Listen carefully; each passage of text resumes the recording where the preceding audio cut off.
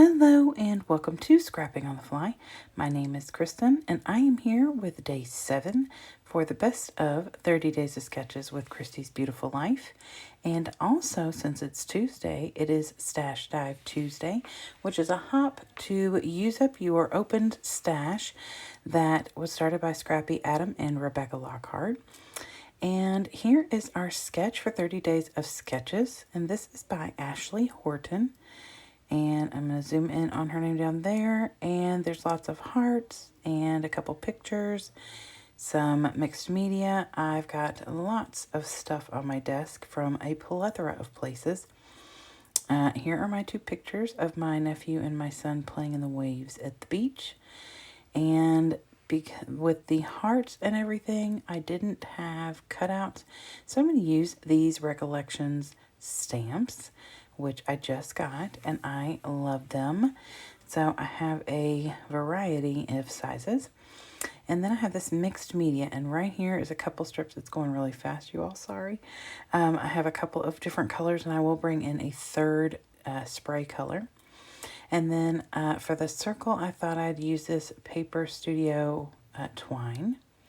And then I have a bunch of scraps that have ocean waves, beach, sand, things of that nature. I am a hot mess, can you all tell?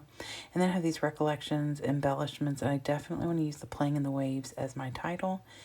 And then this is what I feel like I'm going to use to mat my pictures. And this paper right here, I want to use as my base page, and then I'm going to mat it on this khaki colored cardstock.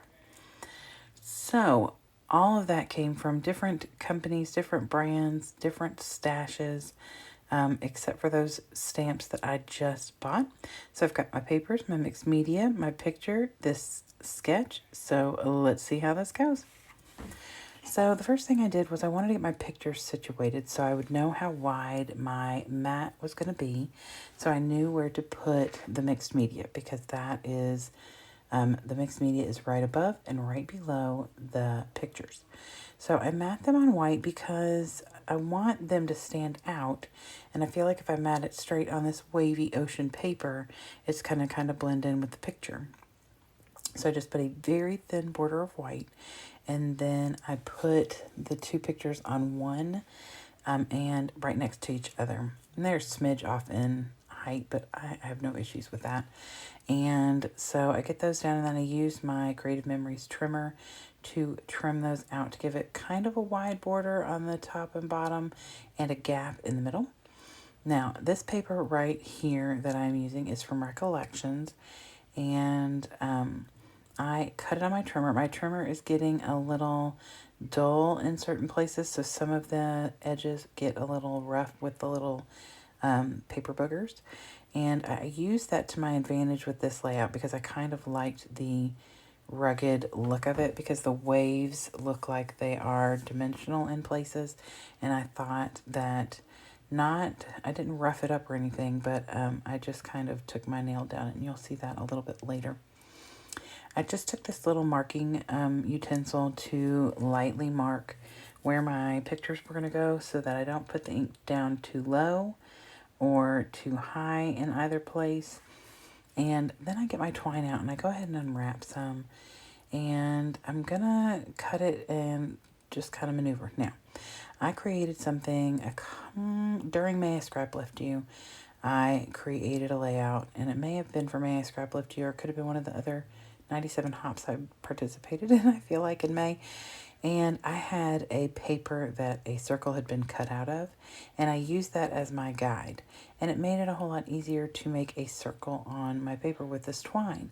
And I loved the way it looked. It was May I Scrap Lift You, now that I remember. And I fiddled with that twine a little bit to see what I could do, but I ended up not using that and not even putting the circle on here.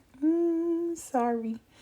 Okay, so the first thing I've done here is taken the color Salty Ocean. I thought that was super fitting considering what I'm scrapbooking. And I just make a line across. And I've done this on some layouts before, and I really do enjoy the look of this because the ink gets smeared across. It's not necessarily controlled.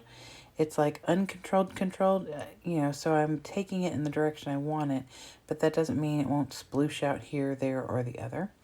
And then the next thing I use is Vibrant Turquoise, and this is a Delusion Shimmer Spray. The other was a Distress Oxide by Tim Holtz, and then this is a Delusion Shimmer Spray. And this is Diane Reavly. And I love this color. This is probably my ultimate favorite color ever. And I definitely love the shiny shimmery of this spray. So I take that and I put it on the bottom part and the top part, and mostly just because I wanted it to kind of sandwich the picture. And I really love that teal or turquoise, pardon me. It's just really, really gorgeous. It's just my favorite color. And so it really pops on this layout, even though the bottom part is that dark color anyway. I feel like it's dark enough and shiny enough that it stands out. So I put my picture down there to see if it was going to work, and it is. Yay. So I set that aside, and I think about the stencil, or not the stencils, but the stamps. So I get out my Recollections clear stamps, and I have this large one that's got florals in it, and I wasn't thinking about an ink pad.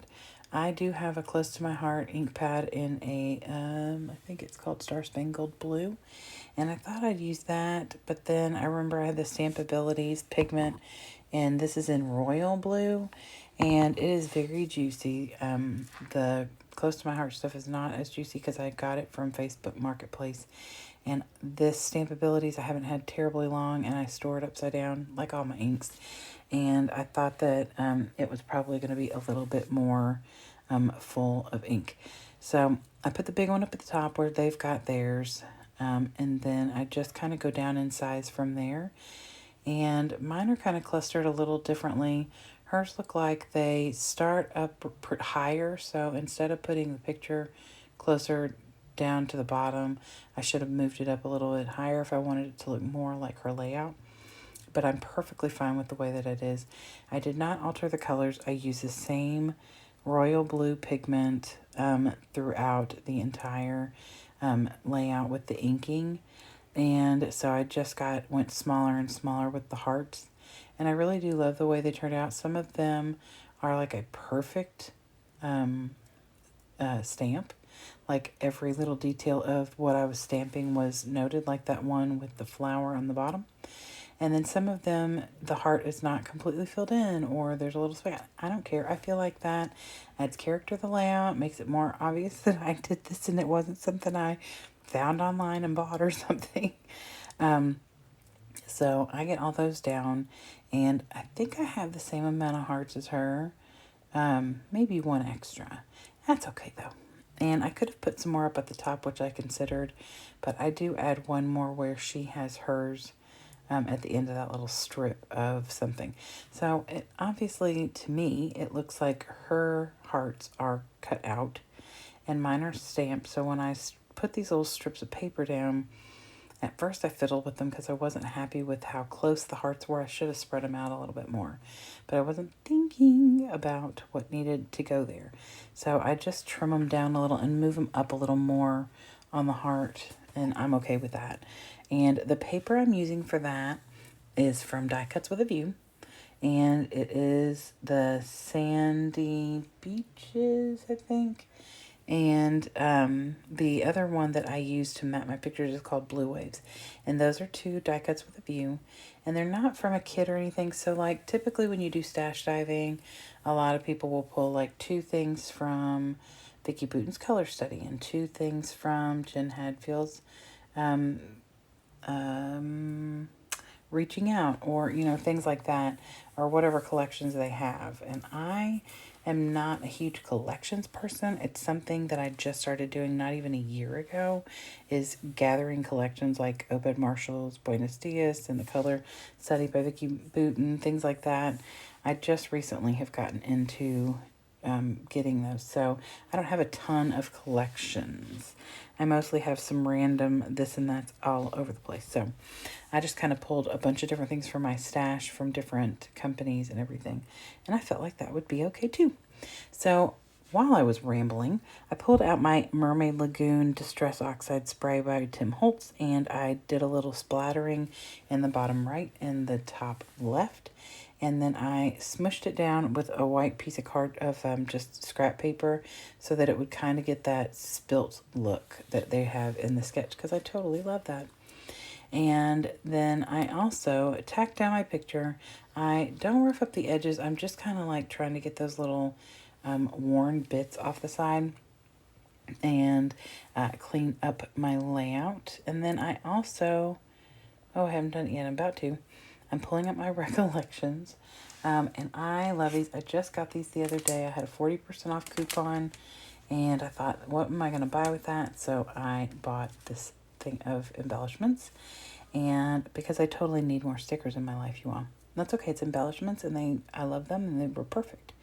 So something new always inspires me to work on something I want to work on. So anyway, that's my story, and I'm sticking to it. So I took two of the little word phrases. One says chill, one says beach, and I put them on top of the little sand paper that's down on the bottom, and I have them not directly on there, just a little below. And then I take this playing in the waves, and I move it around like I'm trying to figure out where it's going to look best. And under the second picture is where it is in the sketch, and I do end up actually putting it there. To be 100% honest, I was not trying to cover up as much of that turquoise shimmer spray. That was why I was fussing around about where to put it. So I get out my another little like double heart, and there's a little red ink left on my, or that I can see, it's probably just a stain on my little stamp. So I tried it on the paper to make sure it didn't turn purple, because I would have totally thrown this entire layout off. Gosh, I can't even talk, you all. And so I wanted to make sure there was no purple there, so I trusted it out on my little paper first. So then I went around, like I said, and I kind of took my nail around all of the page. So there's a little bit of a, not torn or even distressed really, but just not a smooth trim around. So there's the sketch again. Like I said, I really love the way this turned out. I did not add the circle. I tried, if I had, I'm packing and moving, and a lot of the things that I use for that kind of thing are packed away and probably not even at my house anymore. So I am working with what I've got, and I really do love the way it turned out. And if I get a circle, I may come in later and add like a faux stitching circle that goes around, but we'll see. So there is my layout. I hope you all will go down below and click on that hashtag that says best of 30 days, because you will be taken to a playlist of some of the most phenomenal scrapbookers. So I hope I see you tomorrow for day 8, and I hope you have a great day. Happy scrapping!